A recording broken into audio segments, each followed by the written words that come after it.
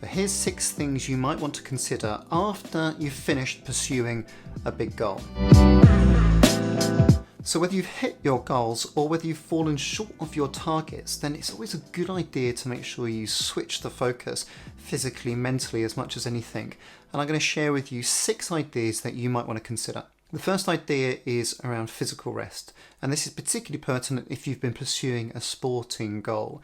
It may well be if you're in a competitive space, you might be in the best shape of your life.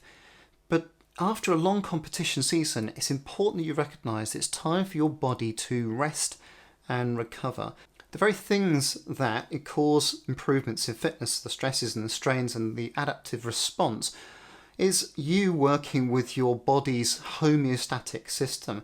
And it's important to recognise that your body will need to reset itself from the stresses and the strains and get back to its normal level. It may well be that you lose a bit of fitness during that time. If it's prolonged, then it might be a lot of fitness, but that's a perfectly normal thing to allow your body to get back to normal. My top tip here would be that if you do find yourself wanting to do some training, do something different. If you're normally a runner, then get out on the bike. If you're normally on the bike, then go and find a paddleboard. Do something different. It actually provides an interesting challenge to yourself physically, and also it keeps it fresh mentally. My next tip is about making sure that you switch off mentally. Pursuing goals all the time, particularly if you have an obsessive focus, is fatiguing. Now, sometimes when I say to an athlete at the end of a competition, you need to make sure you're taking a break, and they're saying, actually, I've still got energy, I want to still train. Well, actually taking a break at that moment is quite preventative of burnout early in the season. If you just go from competition, which is backed up by lots of hard training, and then straight into hard training again before the winter months, before that pre-season type of work, then often what happens is that at the time you really don't want it, then burnout can occur where you've got complete fatigue. One of the interesting things that we see from training camps where we've sent athletes away, cross-training camps, and they're doing some different types of exercise, so they're not necessarily doing the mode of exercise that they're typically used to, is that they get back and they're hungry to get back to their sport. So there's a mental shift that occurs, and taking time to reset mentally as well as physically is really important for you to recognise. My next tip is to reinvest in other important aspects of your life.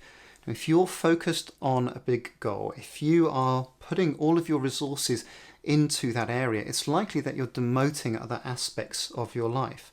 And particularly when it involves other people, family and friends, who are often in support of you, and you might be dependent upon them supporting you and stepping up. Well, now's the time for you to invest back in that area and top up the social relationship aspect of your life. My next tip is to connect with nature.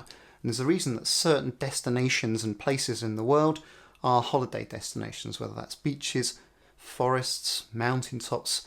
These are places that restore your mental well-being, your hormonal balance. They reduce anxiety and they will change your brain wave activity.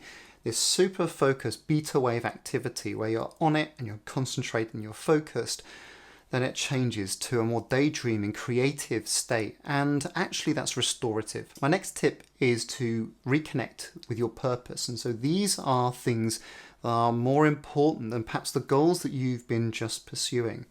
So what are you here to do? What is your contribution on this small planet? What are the things that you have gratitude for?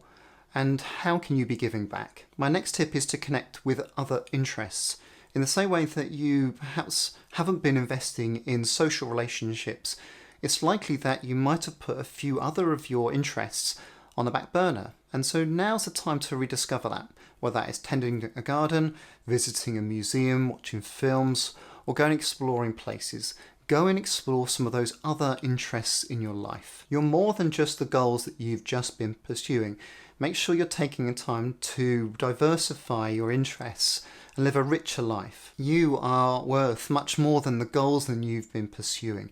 And now's the time for you to invest in those different areas that you're curious about. Diversify your interests and, at the heart of it, lead a richer life. But the main point of a break is that you enjoy it and that you go to things that physically, mentally, and sometimes spiritually that refresh you. I love this quote from Elizabeth Gilbert's TED Talk.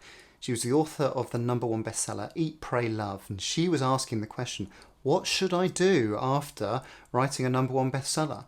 And she said, if in doubt, go to something that you love more than yourself. Wise words to live to, so enjoy your break.